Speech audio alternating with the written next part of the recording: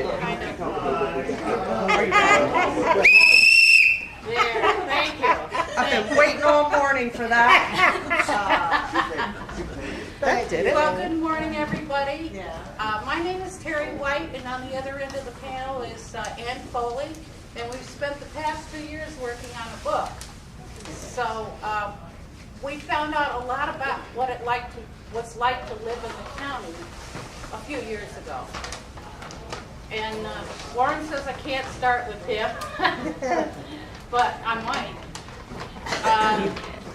You want to start introducing down here? Yeah, we've got Warren Saunders, Smitty Rue, Mary Cameron, Junior Foxwell, and Herschel Johnson. And they are tradition bearers. They know the story of the county, and they all had some pretty nifty adventures in their lives.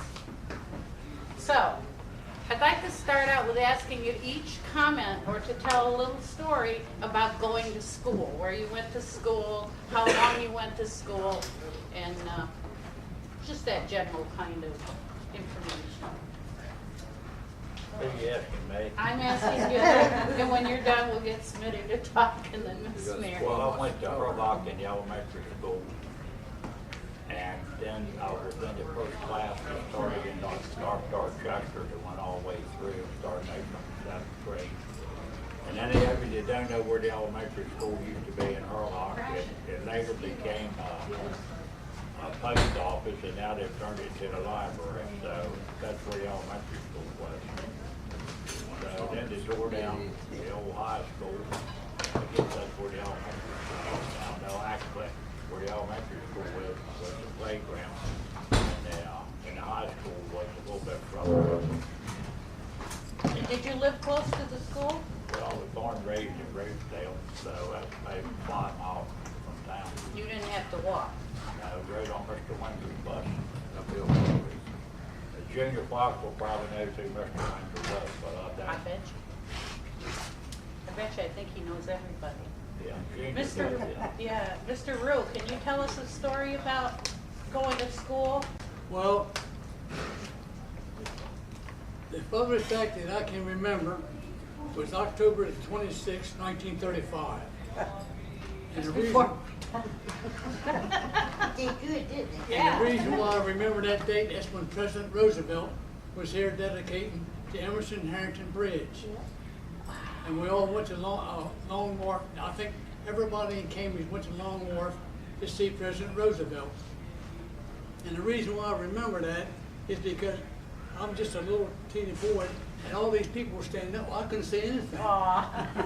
And you're standing there looking all around, and my father put me on his shoulder and told me who that man was up there on that boat, on the Sequoia.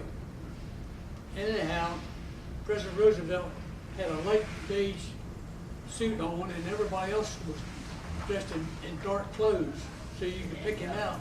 And my father would say, "Now, do you know who that is?" After he told me, and he kept asking me that. I bet he asked me that 10 times. Do you know who that is? And that's the reason why I remember it.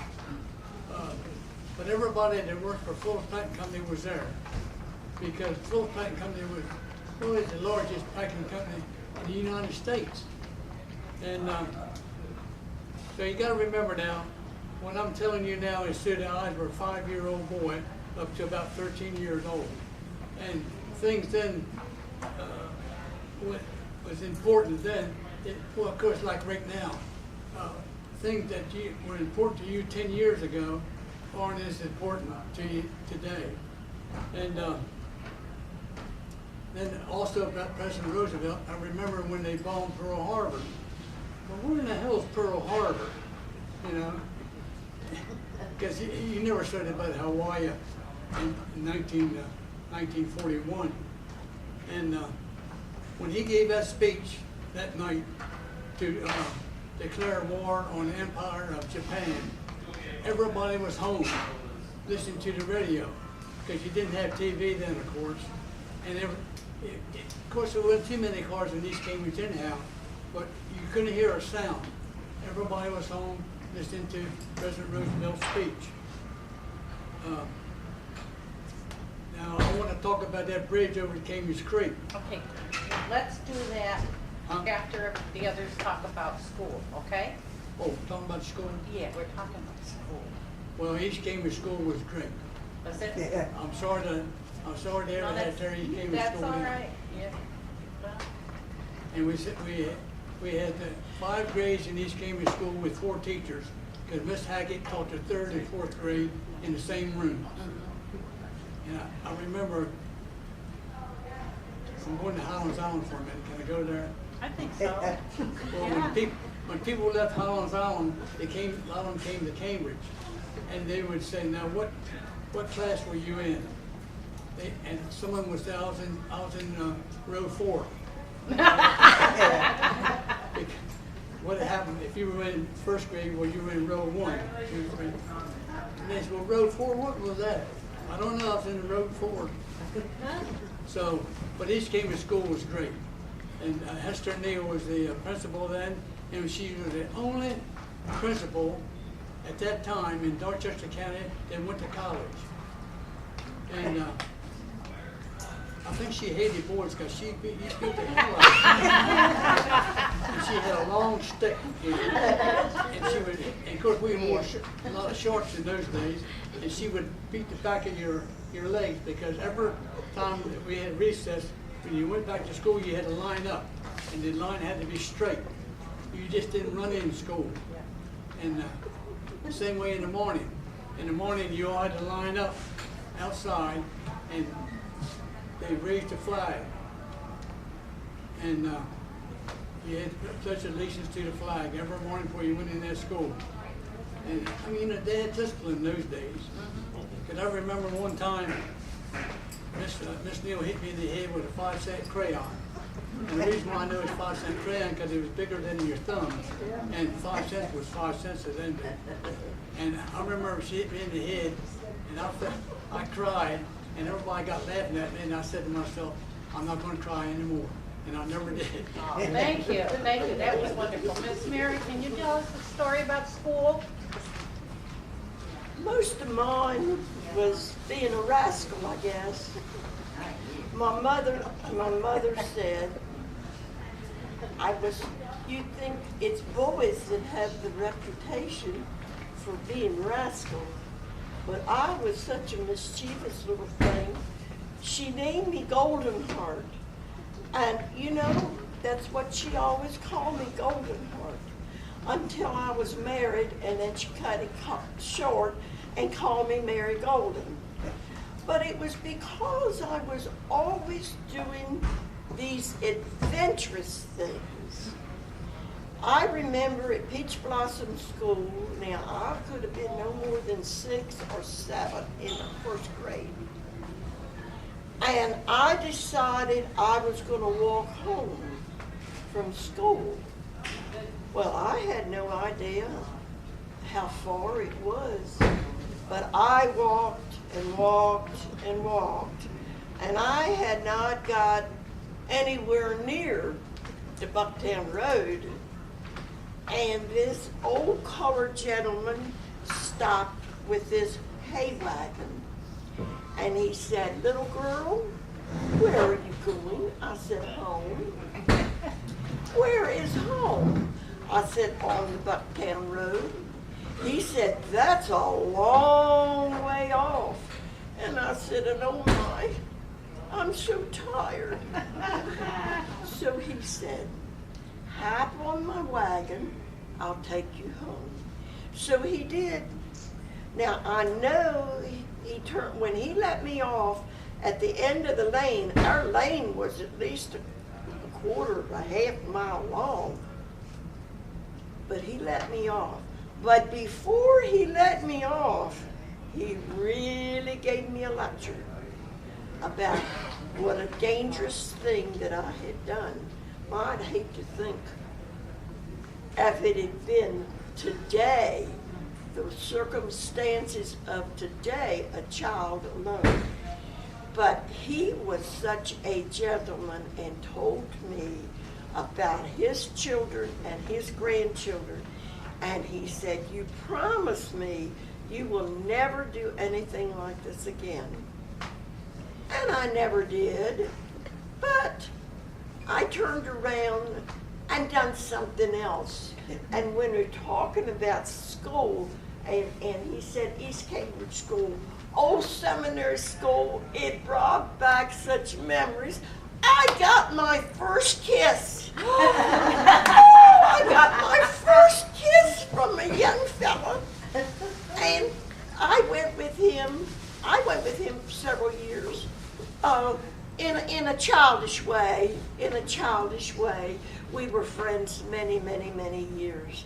But when he said that East Cambridge School would remind me of that. Thank you, Miss Mary. Mr. Ralph, would you like to tell us a story about school? Yeah, I guess so. I can take a couple hours if you like. I don't think they're going to give us a couple hours. I'll make it but- real brief. I'll just tell you about the school and stuff. I went to school on Ellis Island. It was a one room, well, actually 2 rooms, but only 1 room was a school. The back room was a cloakroom and a water bucket. And there was about 25 or 30 kids, I guess, and one teacher. She taught all 7 grades, is all we had. And all the teachers that I had, out of 4 or 5, all came from Vienna, Bucktown, and Salem area. They were all ladies, and they were all farmers girls. So, Miss Bell from Oakview, Miss Brohan from Vienna, Miss McAllister from Vienna. Good Lord, I forgot one. Well, you can excuse a man 90 years old for forgetting something, yes. But the first job I had, that's what you started out with. Well, we're going to go with jobs next, so Okay, well, I'll just tell you about the school. yeah, tell me about school, yeah. They just tore it down recently. It was there until a couple, 3 years ago. And then we had no playground equipment.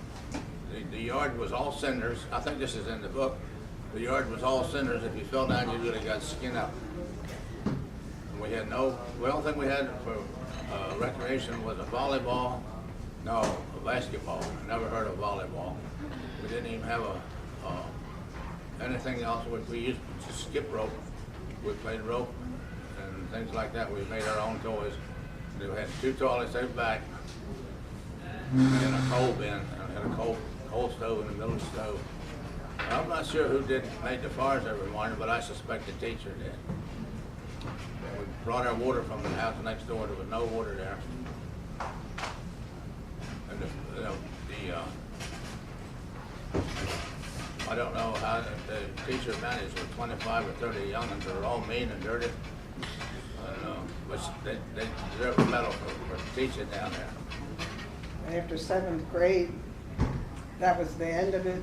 That was it, yeah. If you tell you about that, I'll tell you about that. I graduated, I was a little thing, believe it or not. And my father looked at me and he said, well, son, you're too little to work.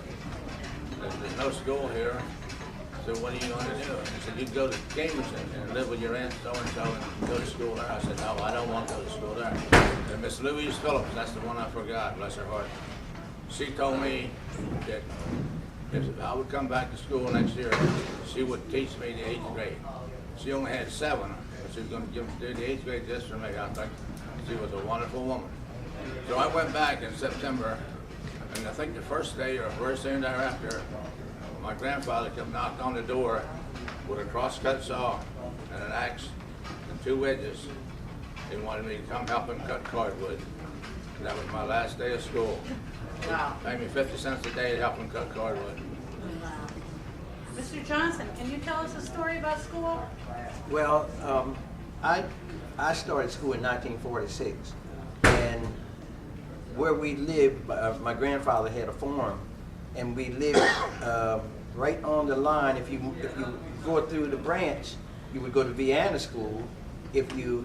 Where we lived, we went to Eastern Market School. So either my best friend, he went to Vienna, and I went to Eastern Market, and we had a 2-room school. There were 2 teachers from the 1st to the 4th grade, and in 1 room, and then from the 5th to the 7th grade in the other room. I remember at the school was built way up from the ground, and they said at one time, whether it was or not, it was an Indian burial ground. We don't know. But we would go under the school and play, and it would be high at the back end, in the front end it would be low. And we really had fun when we were going to school. I remember those days. And for lunchtime, we would go to the store right around the corner, and you could buy your lunch if you brought your money to buy your lunch, or if you had money with you, food, you could bring your lunch with you. As I said, that we lived in an area where if you moved, you went to another school. So I actually went to East New Market School, and then my parents moved sort of up toward Rosedale, and then we went to Hurlock School. Hurlock School seemed to be a bigger school, and I can't remember how many rooms, but I would sort of guess that maybe there were 6, and a lot of difference from East New Market. And my mother and father, I mostly, in those years, I went to Hurlock in the early years, but then my mother and father separated when I was 9 years old, and my mother worked at DuPont, so I ended up going to Seaford when I was 9 years old, and we stayed there 3 years, and my mother decided, even though she was still in Seaford, she wanted to come back to the home place. So we moved back there, and I ended up coming back to East New Market, remembering some of the old friends that I used to have, and the same teachers were there. From 1 to 4 was Miss Pender, and Miss Creighton was the teacher for the 4th to the 7th.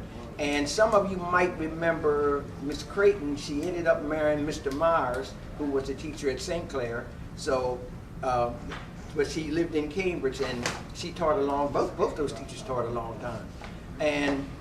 But those were good years when we went to school. And as he said down before, that they made your mind. There was discipline in schools, and if you didn't do right, you either had a paddle or you got hit in the hand with a ruler. So those days, it might seem like they might have been tough, but they were good times. Okay, you want to talk about work, and if you worked in the cannery, I think our focus is on the canneries. You could mention a story about that part of your working life. I didn't work in the cannery, but my grandmother and mother, they used to walk from Rosedale to El Dorado to the canning house. They skin tomatoes for 10 cents a bucket. The bucket for a dark blue aggie.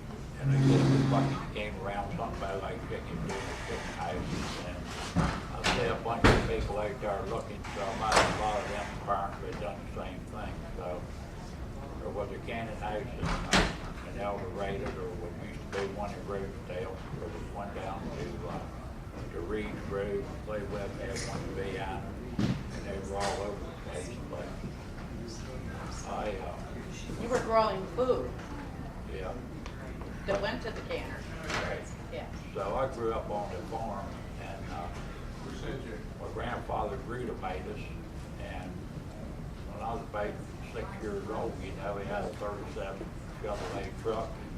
After the people picked the tomatoes in 5/8 baskets, well, they put a Pepsi Cola box in there on the truck seat, and they'd tell me, they'd start the truck, put it in gear, and they'd tell me to steer it down the turning row, and then when that ain't on the clutch, then they'd jump out and I'd steer it till you got to the other end of the field.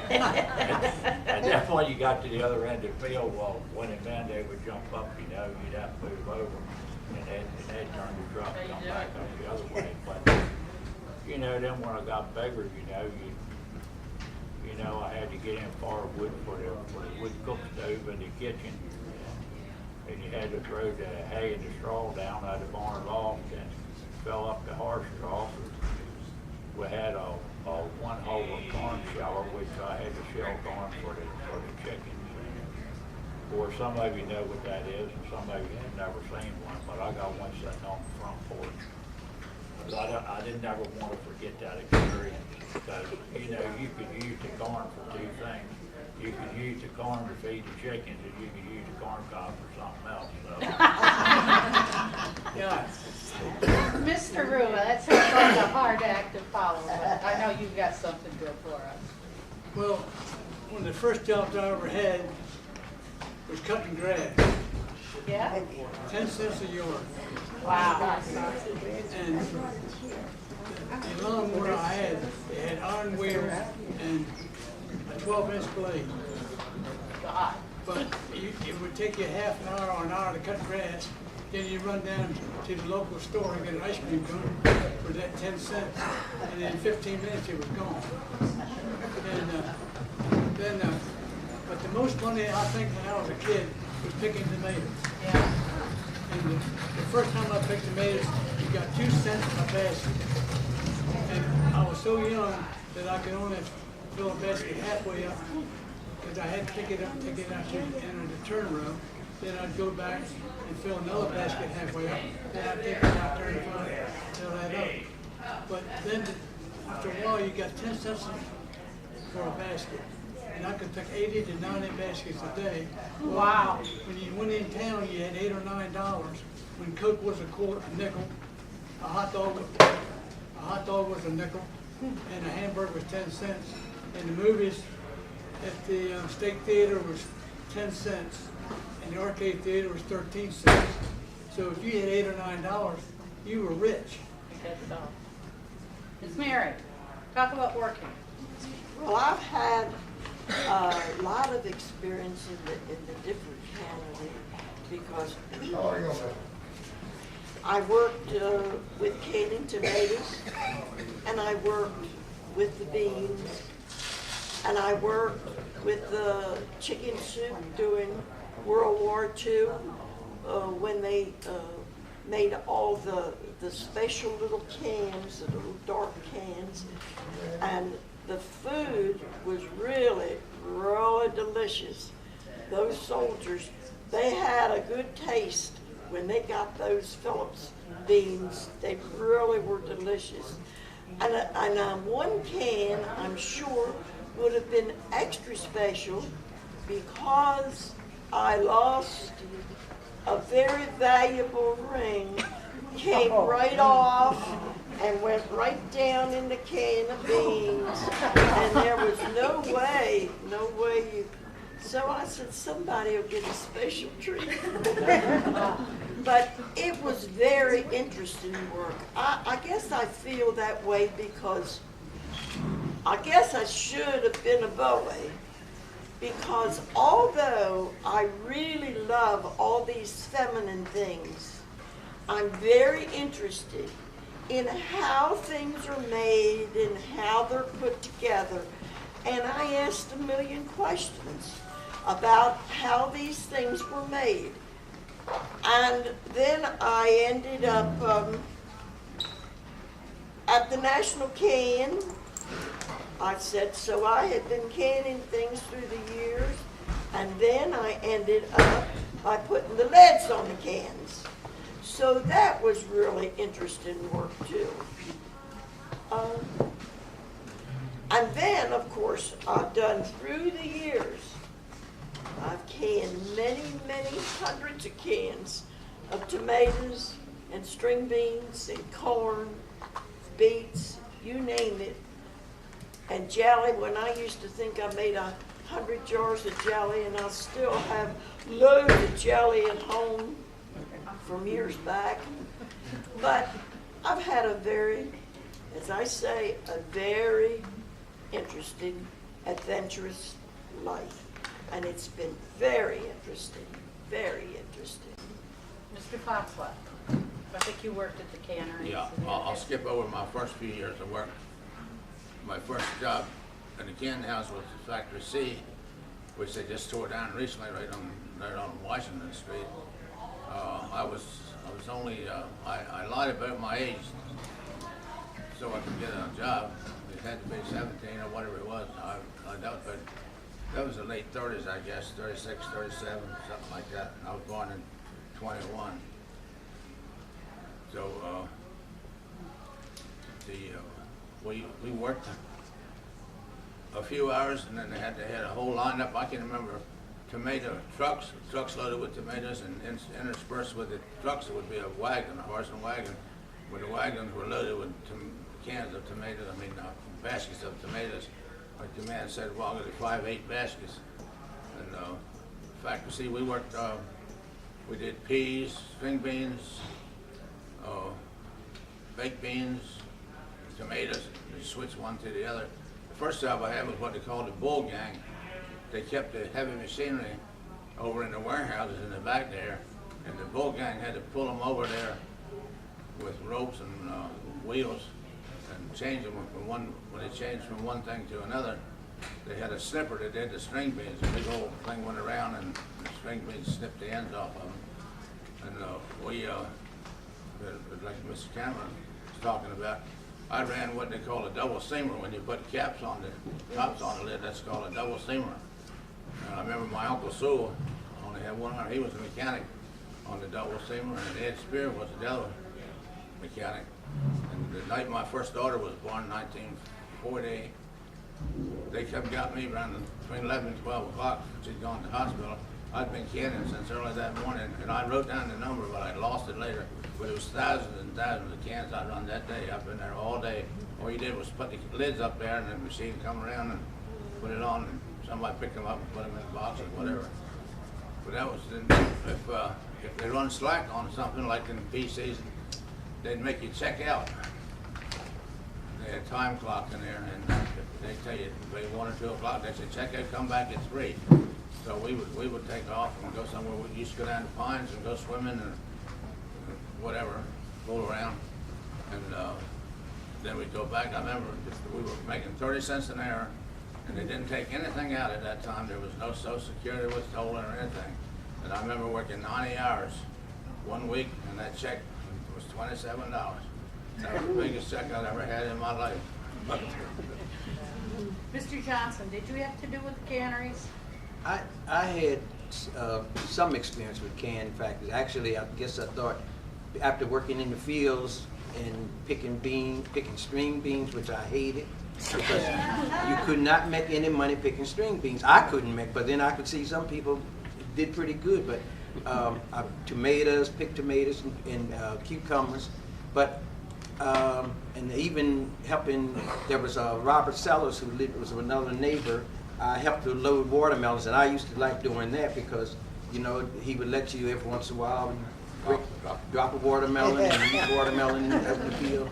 It seemed like watermelon then tastes better than it ever tastes. But I remember I think my first job in a canning factory was in East New Market, Bill Hubbard's canning factory. And it seemed like to me I was just really advanced to come from out of the fields and able to work in a canning factory. And I did several things, even leaving the canning factory, going over to the farms to get more tomatoes to bring back, and then unloading the tomatoes. And I did a little bit at one time as far as the cans, but I can't remember exactly what I did, but I do remember working with the cans because I thought that was an advance from the jobs that I had done. But I really enjoyed myself then because, as I said, I thought that maybe I moved up from working in the field to working in the canning factory. Thank you. I'm going to ask one more question, and you can pick the topic, but something that's been a high point in your life or something that you're really glad that happened. Well, I guess the high point in my life was when I retired, but there's been a lot of high points in my life when you used to tow the liner to the outhouse, and then you got an indoor when that was. I remember that. When the picture head pump was out on the porch, and then you could turn a faucet and you could get water. Well, that was a highlight. And you know, when you grew up in a farmhouse and you slept in a feather tick, you know, a lot of you don't know what a feather tick is probably, but it was a mattress, but it was stuffed with feathers, and when you got into it at night, you know, they came up halfway around you.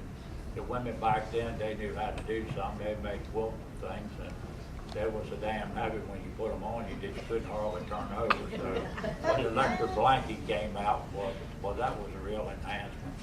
And I guess once you got away from a wood stove and went to either a gas or electric, that was a real enhancement. So from picking cucumbers from 19 cents a basket to going to work for DuPont's, and just like Mr. Foxwell did, because Mr. Foxwell used to ride to work with my father, Vernon Hughes, and I don't know who else was in the carpool. But there's been a lot of enhancements, you know. Some of them been good and some of them been not so good, but whatever the case, that's the way it is. But you know, life's good. I wake up every morning and Smitty said that he's been looking for a cook, so I see there's a lot of cooks running around there, but I got a good cook and he showed it. Thank you, Mr. Saunders. Mr. Rue. When you talk about enhancement, the greatest thing in my life is when I got married. And I got to tell you this story. I was working shift work, and one day I was in there to the recreation center uptown, and I never did go up to the front. But this one day I was up to the front looking out the window, and I saw these two girls on the other side of the street walking home. They just got out of school. And I said, Mom, man, look at that. She had dark hair, and I always liked women with dark hair or red hair. But anyhow, I saw this pair of girls walking by, and I said, man, look at that. And the very next day, I was working shift work, and the very next day I was at the same spot, not intentionally, and these same two girls walked by, and I said, man, look at that. And I didn't know her name or anything. And that Friday night, another boy and I went into the 5 and dime store. Well, I was about 21 years old then, and you didn't go into a 5 and dime store. I mean, young kids did, or women did. You know, me and this, I can't think of the boy's name now, but anyhow, we walked around in McCroy's dime store, and there she was, behind the counter. And she said, can I help you? And usually I'm not that fast, but it came to me, you gotta seize the moment. And when she said, can I help you? I said, yes, what time do you get off? I never will forget that. And I remember the first word she said to me, and I remember the last word she ever said to me. And the last words were, well, anyhow, she got off at 9 o'clock, and she and another girl, we met them out front there, rode around, went to a drive-in, got a hamburger, a hot dog, and I made a date for the next night, which was Saturday night. So anyhow, like I said, the first words were, can I help you? And the last words she said to me, she passed away 6 years ago, and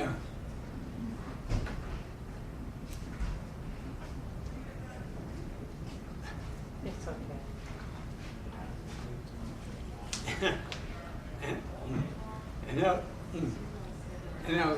as I was leaving the room, I said, you know I love you. And she said, I love you too. And there's not very many people that can remember the very first words and the very last words. And I'm so glad that I said, you know I love you, because she said, I love you too. And That's so beautiful. Beautiful, thank you for sharing that. That was part of it. Miss Mary. Well, it's a wonderful thing when you get to do what you want to do and love to do in your life. And even as a child, I was a very, very serious-minded child. And I always wanted to be a nurse, and I wanted to be a mother, and I got to achieve both of them. Now, I started nursing when I was 16.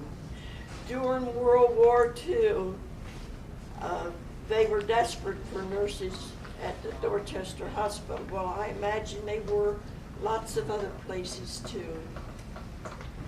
But I took the nursing course there and met through the years so many interested people And being I was so interested in nursing, I've always been interested in people as well.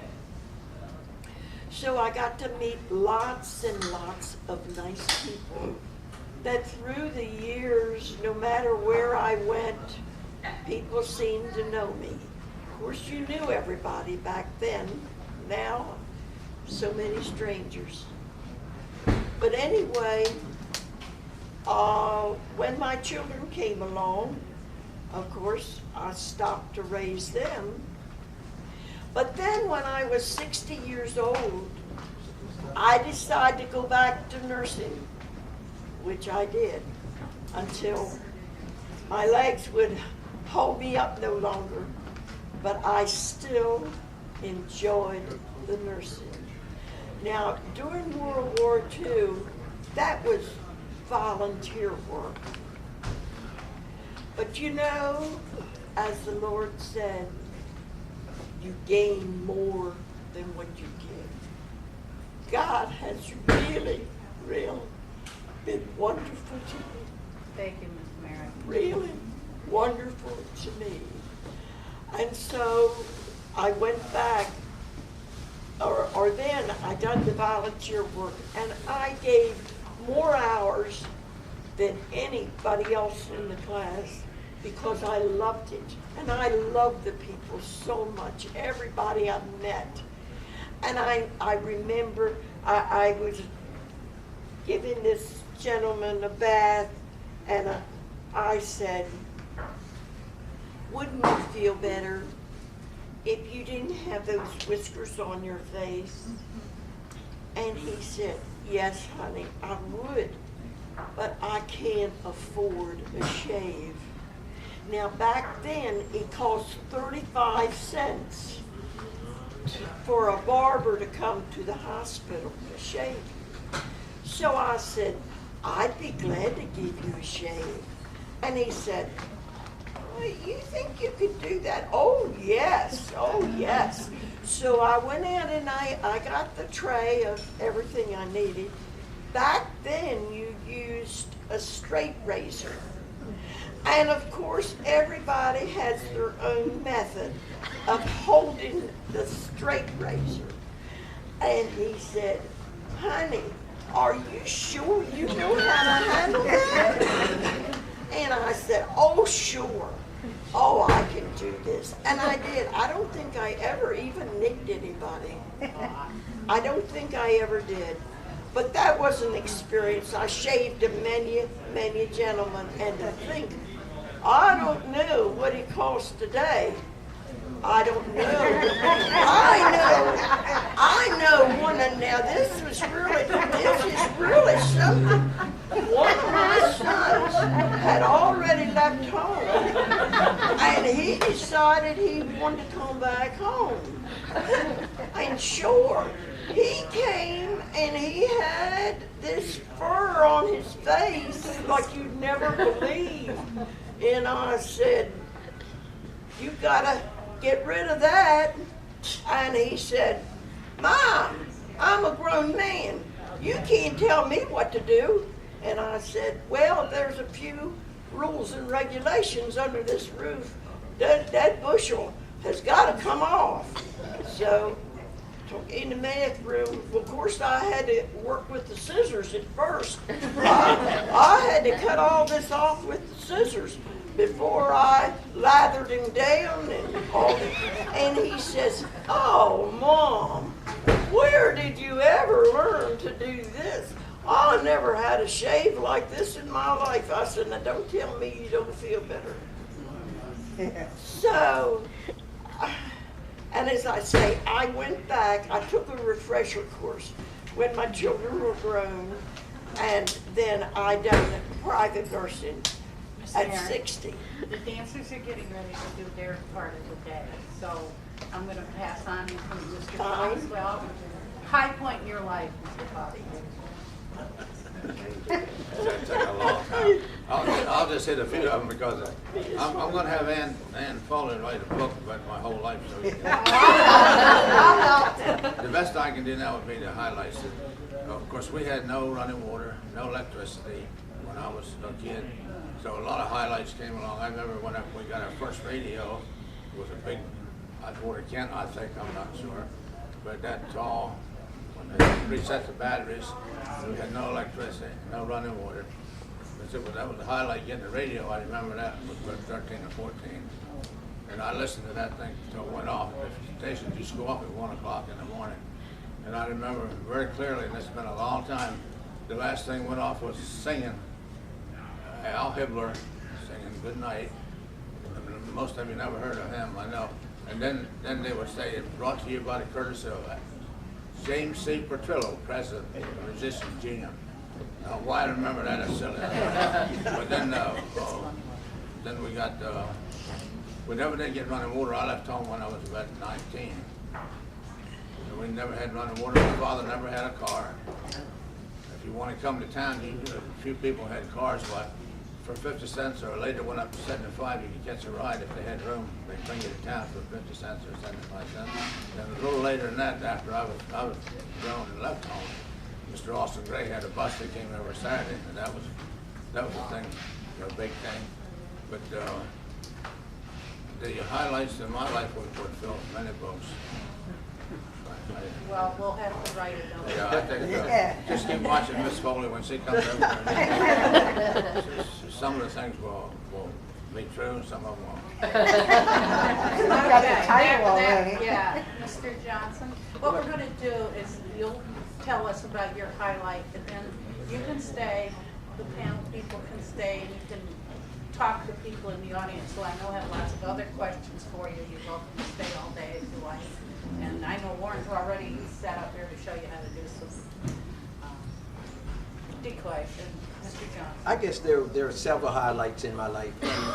And one thing about when I grew up, naturally, the schools were segregated. I lived in North Dorchester. And when, I didn't mention earlier about school, but when I went to high school, I graduated from Macy's Lane. So I ended up, in one way, it was good because you met people from all over the county. We knew each other, we were friends, and right now, because of that, we have an all classes reunion, and we've done it for 26 years from Macy's Lane. And we feel like brothers and sisters. It's not like today, high schools where the North Dorchester children don't like the Cambridge South Dorchester children. But that was where the highlights of when I was going to school, that I learned, I met so many different people. And I guess when I graduated from high school, I went into the Air Force, and I don't know if it was really a highlight because I didn't want to leave home, but in the long run, you figure that I got to see a lot by just joining the Air Force.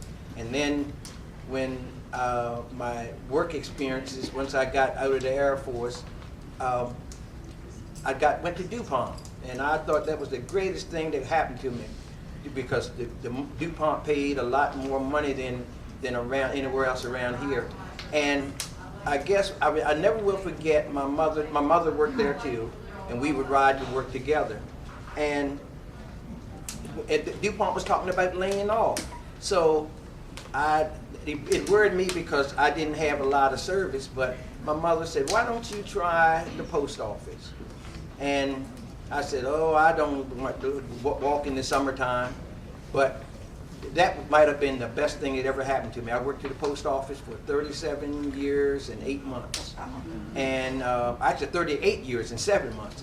And I became postmaster of Federalsburg. And it really changed my life. And I thought that, I guess that probably was the biggest highlight of my life.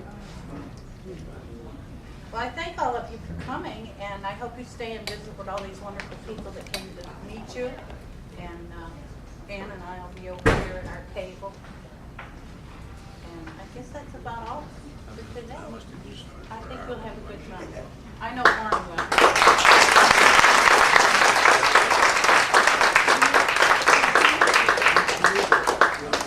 40 cents for what I started.